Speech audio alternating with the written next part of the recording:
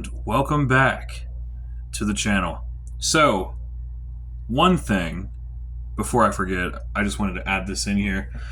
So obviously, we talked about in the previous video all the front end suspension and brake parts and components that we were replacing on the front of the car. We had the struts, the sway bar links, the new front rotors, and the pad set and all that.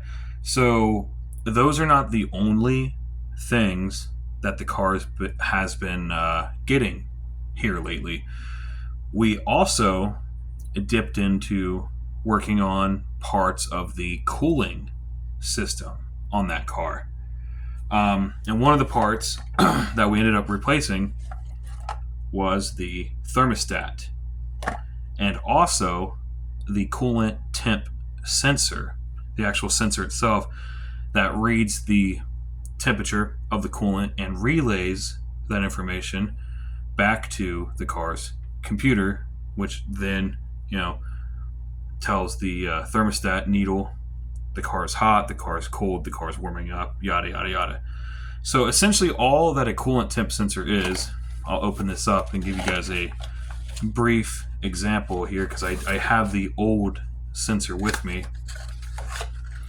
So essentially how this works, how a coolant temperature sensor works is you have a electrical plug, an electrical socket on this end that another socket on the other end plugs into just like a regular socket, right?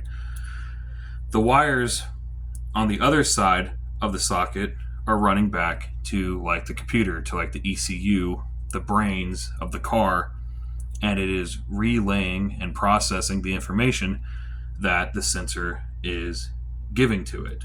So essentially, the sensor will read the temperature of your coolant, of your antifreeze, and if it's cold, if it's hot, wherever it is, it'll relay that information back to the car's computer, and then it shows up on your actual temperature gauge. The car is cold, the car is in the middle, warmed up, running at normal operating temp, or worst case scenario, the car is overheating, getting too hot, whatever that may be. This little sensor is telling you that information.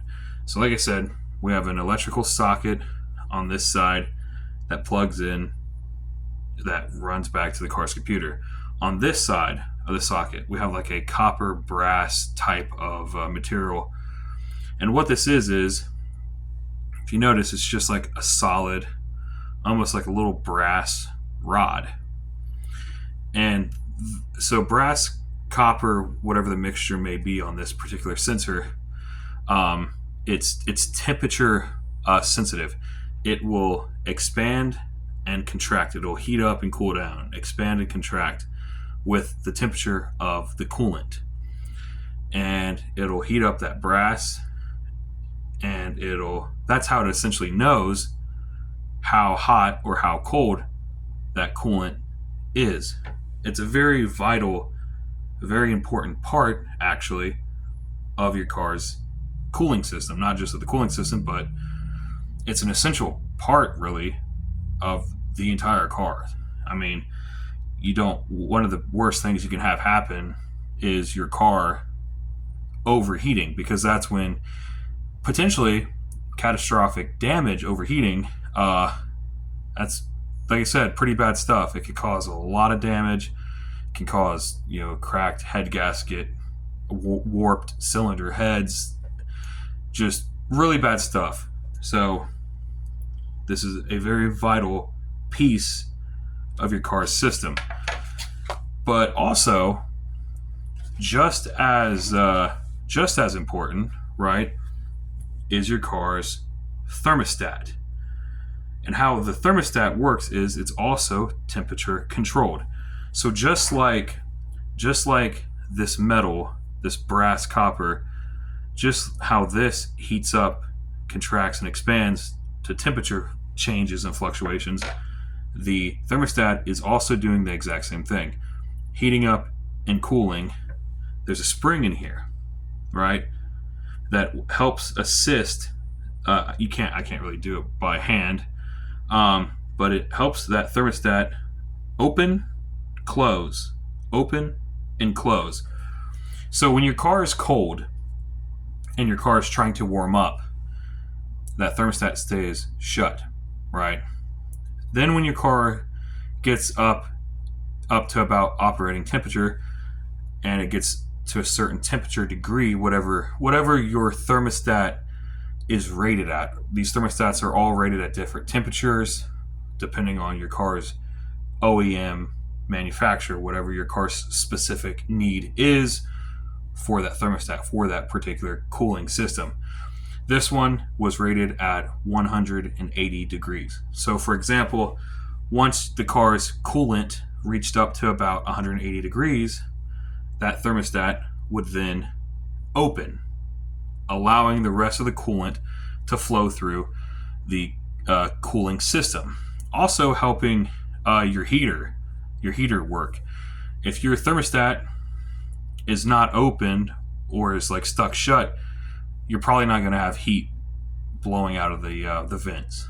Once that heats up, it then also lets that hot coolant run through the heater core, giving you heat as well.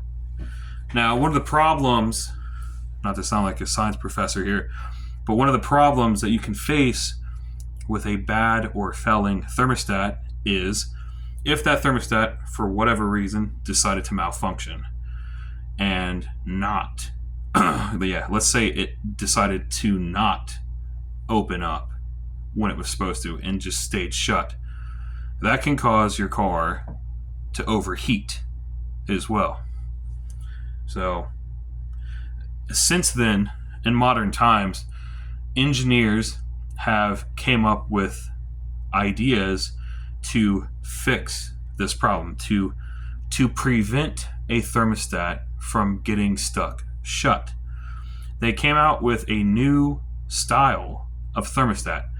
They're essentially known as like a fail-safe thermostat, meaning that if for whatever reason that thermostat was to fail and get stuck, it can only get stuck in the open position, preventing the car from overheating. Now, not every thermostat is a fail-safe thermostat. There's still tons of these that are just regular old traditional thermostats, right? That can get stuck shut. They'll tell you, or they should tell you at the parts store the differences. They should tell you, okay, this thermostat is a regular thermostat. This one over here is a fail-safe thermostat, can only get stuck in the open position.